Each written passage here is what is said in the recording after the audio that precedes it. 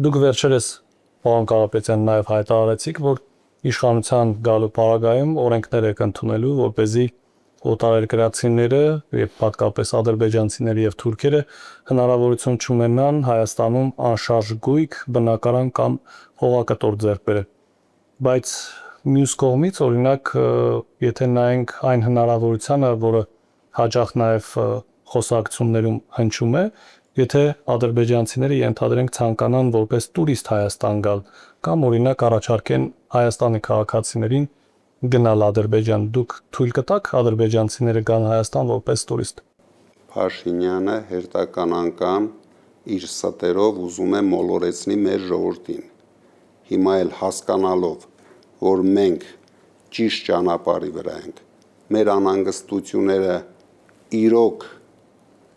ճշտի մասին են, ինքը հիմա հորինել է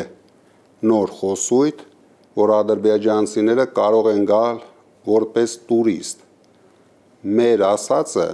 ընդամենը, որ ադրբեջանցիները չեն կարող գնել, նվեր ստանալ հայկական հողերը։ Մեր ասածը, որ ադրբեջանցիները իրավունք չունեն սեփականություն գնել Հայաստանում։ Իսկ ինքը դա շուռ է տալիս նոր խոսույթի, որ տուրիստների տեսքով են ադրբեջանցիները գալու Հայաստան։ Մենք մինչև չունենանք ադրբեջանցիների հետ ճիշտ խաղաղության պայմանագիր երաշխավորված մեծ գերտերությունների կողմից, ես դեմ եմ բոլոր տիպի ադրբեջանցիների մուտքին Հայաստան, թե տուրիստական տեսքով, թե գորշ գայլերի տեսքով։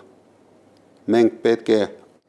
ամեն օր մտածենք դրա մասին եւ ամեն օր պայքարենք դրա դեմ։